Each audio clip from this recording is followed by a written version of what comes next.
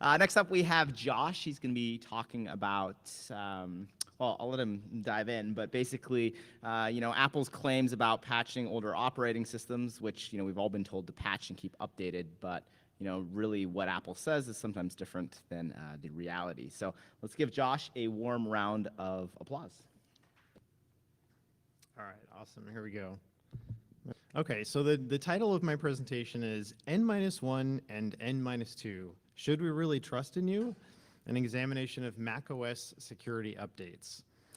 And so the N, by the way, that we're talking about here is a placeholder for the current version of macOS 10, whatever that happens to be at the time. Currently, that is macOS Big Sur. The N-1 then is macOS Catalina, and the N-2 currently is macOS Mojave. Just briefly, I'm the chief security analyst at Intego. I've spent more than 20 years doing all kinds of different kinds of cybersecurity research, and I love doing it. And this is some of my latest research. Okay. So this is a little bit of what we're going to cover today. There's a few other things included in here, but we're going to go over really briefly a history of macOS security updates. What has Apple done in the past, and that can sort of give us an idea of what they're going to continue doing in the future. We'll talk about whether new macOS versions as they come out are inherently safer.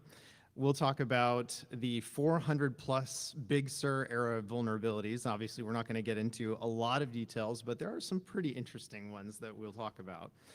And then how does all this relate to iOS? Of course, they share a similar code base. And, are there implications for iOS based on this research that I've done into macOS vulnerabilities? And we'll talk about some other things that we can take away from this, hopefully, regardless of whether you are a system administrator, whether you are an individual user, and are just curious about what you can do to improve your own security. We'll talk about some of those takeaways as well. Okay, so first of all, although the first Macs, and thus the first Mac operating system, were released in 1984, Apple, of course, made a significant shift in January 2001 when it released macOS 10. In November 2003, this seems to have been the first time that Apple released a security update for a previous operating system. macOS 10 version 10.3.1 was the latest at the time, but Apple released a security update for 10.2.8. Because releasing an update for an old OS was unprecedented, Apple actually made a statement about it at the time. And this is that statement. It is Apple's policy to quickly address significant vulnerabilities in past releases of macOS 10 wherever feasible. Now, that might be news to probably most of the people here. Like, Apple has actually made statements about their security patching policy. But they actually did. It was back in 2003, but they did make a statement about it. And to date, really, this remains one of the very few public statements that Apple has ever made regarding its security update policies. Unlike Microsoft, for example, they're very well known for announcing in advance, like, this is how long we're going to support our operating system. This is how long we're going to support this version of Microsoft Office. But Apple never says how long they're going to be releasing updates for a given operating system or software product. Exactly 1 month after Apple made this statement, Apple made another interesting statement along with the release of security updates for macOS 10 versions 10.3 and 10.2. And this is that statement. They say, note the following fixes which appear in these two security updates. They say, so the following fixes that are in the Panther update are not included in the Jaguar update. So this is 10.3 and 10.2 that they're talking about, macOS versions, since the Jaguar or 10.2 versions are not vulnerable to these issues. Okay, that's actually pretty cool. Like, I'm kind of wondering why Apple doesn't still do this. Like, this would be really, really useful information to have. But unfortunately, Apple no longer makes statements like these, which leaves open to speculation why some vulnerabilities don't get patched for some Mac OS versions, and we'll talk more about that later. So Apple followed a pattern of N and N-1 approach for many years from that point. They were releasing security updates typically for 2 Mac OS X versions at a time. And eventually, they started the practice of patching a few apps that I suppose were then considered maybe non-OS software, like iTunes and QuickTime and Safari, for also the N-2 Mac OS X version as well. But then Apple appears to have really solidified the N-2 support in September 2012 when they started releasing security updates simultaneously for macOS X versions 10.6, 10.7, and 10.8. Apple has followed similar practices ever since then for the current and 2 previous major macOS releases. Okay, so why do Mac users sometimes not upgrade to the latest Mac OS? There are a lot of different reasons. Obviously, it's going to vary depending on the user. In some cases, the user just doesn't think they really need the new features. Maybe they saw Apple's latest event, and they kind of go, yeah, none of that really impresses me. I'm fine with what I've got. Maybe they're concerned about something breaking when they upgrade, and those concerns might be well-founded because, for example, some people might know that, or they might have heard that they can't use their legacy apps anymore. Maybe it's some old version of Microsoft Office that they are still using for whatever reason. They just don't really want to pay Microsoft for the new version, and they have heard that it won't run if they upgrade to the latest Mac OS, so maybe they stay on the old version for that. Also, other Macs may not really be compatible with the latest OS. So if you've got an older model, you really may not be eligible to upgrade to Mac OS. Every other version or so, they tend to drop support for certain Mac models, whatever kind of happens to be on the list of devices that Apple now considers to be legacy or obsolete products. And so some older Macs simply just won't run the latest Mac OS, and some users are blissfully unaware. They're using an 8 or 9-year-old Mac, and they have really no reason to upgrade because it still works just fine for them, so they keep using it. Okay, so let's talk about a couple of Mac security myths, or at least assumptions that a reasonable person might make. Myth number 1, new macOS versions are inherently safer.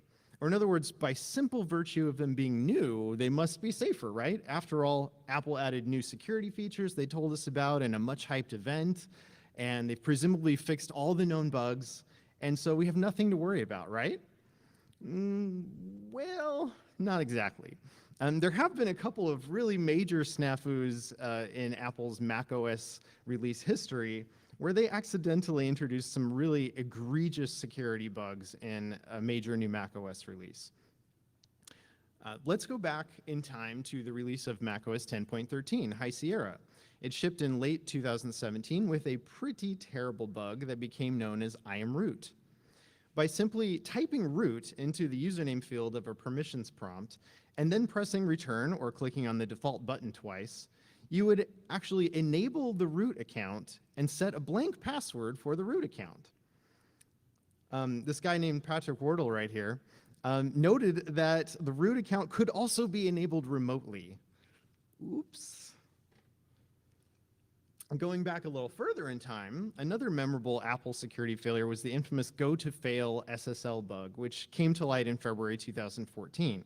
Because of an erroneously duplicated line of code, OS X Mavericks treated broken SSL certificates as valid, enabling man-in-the-middle attacks. And then after patching this for iOS, which was also vulnerable, Apple took an additional 4 days before releasing a patch for macOS. Oof. Okay, so let's talk about myth number 2. All macOS security updates are created equal. One might reasonably assume that since Apple's releasing security updates for my Mac, once I install them, my Mac must now be perfectly secure, right? Even though I'm still on an older macOS version, I just got updates, so I must be secure. Well, as you've probably guessed by now, not exactly. In fact, it turns out that's pretty far from the truth. But how can we find out the truth of the matter? There are some pretty significant barriers that make it hard to get a complete and accurate picture of exactly how secure my version of macOS is. When Apple doesn't patch something for one or more operating system, as we'll see that they often do, is it because that vulnerability doesn't affect that OS for some reason? This isn't always clear, especially when dealing with proprietary or not well documented Apple OS components. Apple hasn't made public statements about vulnerability applicability for many years, and Apple generally doesn't comment privately about such things either. Or perhaps, maybe Apple really did patch it, but they just forgot to mention it in the security release notes. That's possible too, right? Either way, Apple's silence means that we may have to rely on the vulnerability reporters, the researchers that Apple acknowledges, to help answer some of these questions for us. But even this isn't always easy. Many researchers report vulnerabilities anonymously, and may be difficult to find contact information for some of them, and there can be other challenges as well. On the bright side, I already knew some of the researchers who had been reporting vulnerabilities over the past year, so I at least had some place to start. But before I even knew what questions to ask researchers, I had to start compiling and analyzing data. So I carefully examined all of the details from every macOS security advisory since Big Sur was released to present. By my count, there have been 468 vulnerabilities that have been patched over the past year. So this is a shot of my spreadsheet that I put together. Obviously, it goes on much longer than this. But this is just an idea of what sorts of things I was looking at. And after organizing all of this data, I could see that there were definitely differences in what got patched for one macOS version versus another. After getting feedback from some researchers, I was able to clean up the raw data somewhat in cases where they knew that a vulnerability only affected certain macOS versions and not others. So let's take a look at some rough numbers. As I mentioned, there are 468 total Big Sur era vulnerabilities.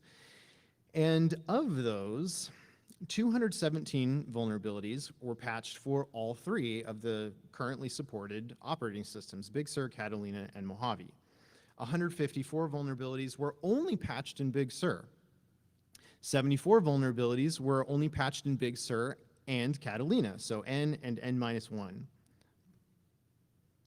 11 vulnerabilities were patched in only Catalina and Mojave. So if we're trying to kind of figure this out, it could either be that perhaps maybe Big Sur wasn't vulnerable anymore. Maybe they made some underlying changes and now Big Sur is not affected by whatever vulnerability may still apply to Catalina and Mojave. That could be. 7 vulnerabilities were patched only in Catalina, which, okay, again, maybe there's like something that was going on in Catalina's development where there's something that only affects that one operating system. That's possible. And also 2 vulnerabilities were patched only in Mojave. But this one is really weird. 3 vulnerabilities were patched in only Big Sur and Mojave. So you're telling me that there was a vulnerability in the oldest one, not the middle one, but also the next one? Like, how does that happen exactly? And of course, I reached out to Apple and asked these questions. I did not get an answer. Yeah. But there's one more thing. Sometimes Apple annotates a vulnerability with these words. They'll say, Apple is aware of a report that this issue may have been actively exploited. And specifically, this has happened 15 times since the release of macOS Big Sur last fall. Now, actively exploited is Apple's way of saying that these vulnerabilities have been used by actual attackers. So they've actually been observed in use in the wild or have reportedly been used in targeted attacks. So of those 15 vulnerabilities, 6 of them in red on this chart were patched for only Big Sur. 4 of them in yellow were patched for only Big Sur and Catalina. And 5 of them in green were patched for all of the currently supported macOS releases, including Mojave. Now, there's a little asterisk on that one because One vulnerability, the one that Cedric, Jaron, and Patrick spoke about a little while ago this morning, only applied actually to Big Sur and Catalina, so I'm counting it also in the everything got patched category. But obviously there's a lot of discrepancies here. Now, these are some of the most serious vulnerabilities, right? These are ones that we know somebody was actively exploiting. So why is there so much disparity among these actively exploited vulnerabilities? I think we need to explore those further. This is that list of 15 vulnerabilities. As you can see, many of these vulnerabilities were reported by people who chose to remain anonymous, which makes it nearly impossible to find out whether or not some of these may have only impacted the macOS versions that were actually patched. Unless, of course, Apple tells us, but, you know. Although, for WebKit vulnerabilities in particular, it seems like a fairly safe assumption that they probably apply to all OS versions. WebKit is a core framework used throughout the operating system, not just Safari. So it seems like Apple might want to patch in the wild WebKit vulnerabilities across all macOS versions and not just for Big Sur. But they're not, for some reason, at least in these three cases. But there's another vulnerability on this list that's made a lot of headlines recently. This one here, which Apple patched 2 weeks ago for Big Sur and Catalina, did not get patched for macOS Mojave. But the reason the vulnerability itself made headlines is not because it wasn't patched for Mojave, it was that it was one of the vulnerabilities used by the Pegasus spyware.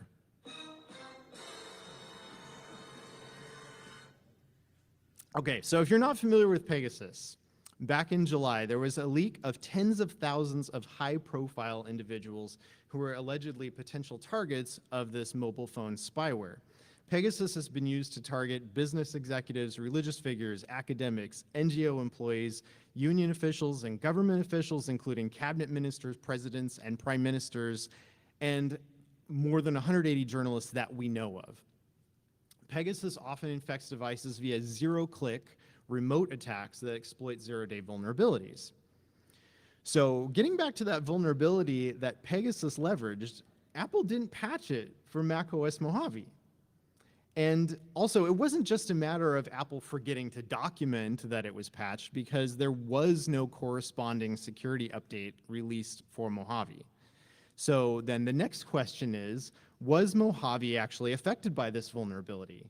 I asked Apple, but of course they never responded to my inquiry. However, one person I reached out to did. Mickey Jin is one of the unsung heroes of the Apple security community. By my count, he's tied with one other researcher for the highest number of vulnerabilities that Apple has credited to a researcher since Big Sur's release, 44 vulnerabilities. Mickey recently published his own independent analysis of this Pegasus vulnerability, so I asked him if he knew whether Mojave was affected by it. He confirmed that Mojave is indeed still vulnerable.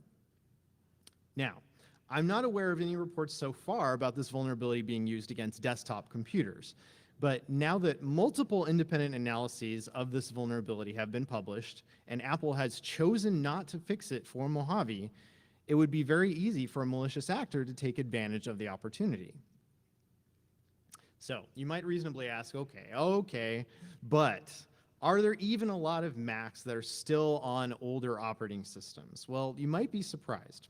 Although Big Sur and Catalina collectively make up about 78% of Macs being used online today, that means that more than 1/5 of actively used Macs is running Mojave or older. And that, of course, means that they're vulnerable to this or other serious vulnerabilities that may never get patched. Okay, so at this point you might be wondering about iOS. Does it have similar problems? Okay, so there's a lot to unpack here, but there's a bit of a different situation with iOS.